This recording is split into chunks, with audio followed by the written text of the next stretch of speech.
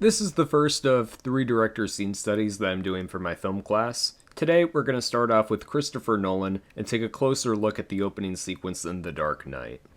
Right off the bat, The Dark Knight was the first feature film to be filmed on 70mm IMAX cameras. Essentially, the picture, or frame, is a lot taller than a standard widescreen movie. This gives Nolan a lot more room to work on this metaphorical canvas. I really love 70mm IMAX. I think you can convey not only beautiful imagery, but also really powerful character moments.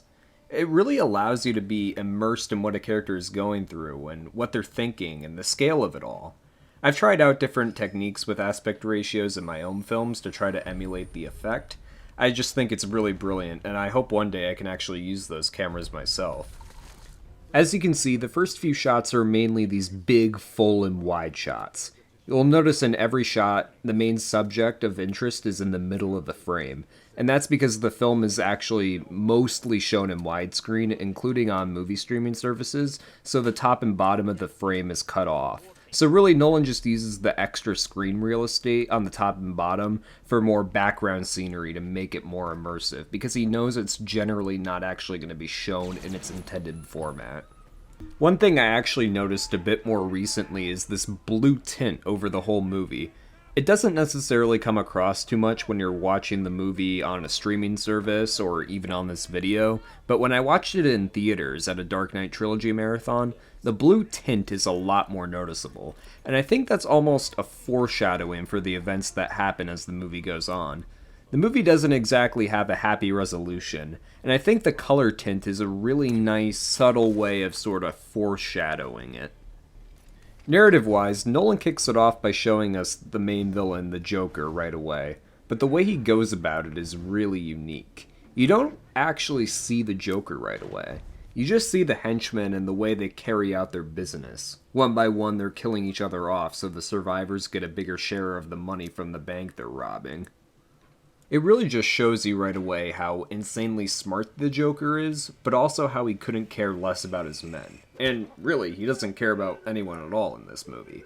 As he says later in the film, he's a, quote, agent of chaos. So having the movie open on a super elaborate bank robbery by the Joker and his men is a really smart way of just throwing you into it right away, so you know exactly what you're in store for.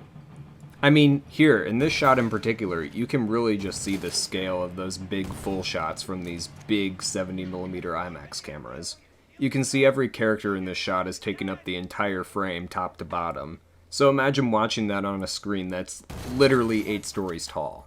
I actually got a chance to do that with Nolan's latest movie, Oppenheimer, and I gotta say, it's really powerful stuff.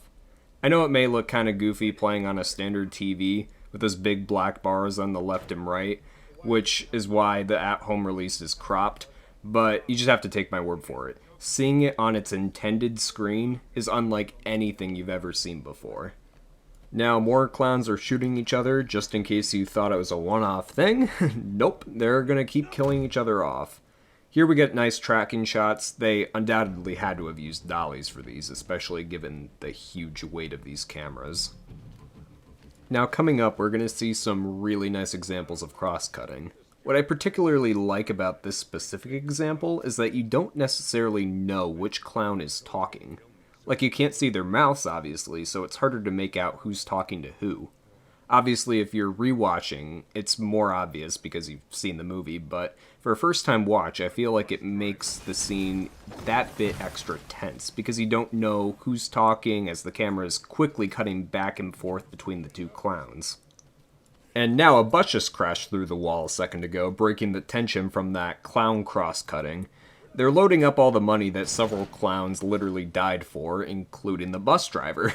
A really nice series of shots here, some medium shots of the Joker in front of the bus, and a full shot of the banker guy on the floor, all while cross-cutting between the banker talking and the Joker approaching him very slowly and menacingly.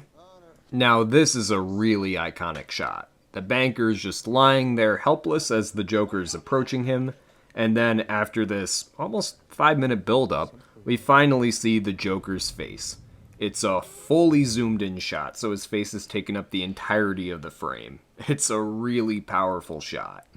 And that's about it. We get another tracking shot of Joker walking with more of a swagger now as he enters the bus, now full of all the money, cutting back to the banker just lying there helplessly. And then we get a super cool full shot of the bus as it's pulling out of the bank, and it's perfectly squeezing into a line of other buses that are just driving down the road. As you can see, even in his first attempt, Nolan was able to fully utilize these massive IMAX 70mm cameras, do different camera motions, and get a variety of different shots, as if it was just some other smaller, regular Hollywood film camera. Nolan always finds a way to push the boundaries of what's possible with film, all while doing as much practically, that's to say, no CGI, as possible.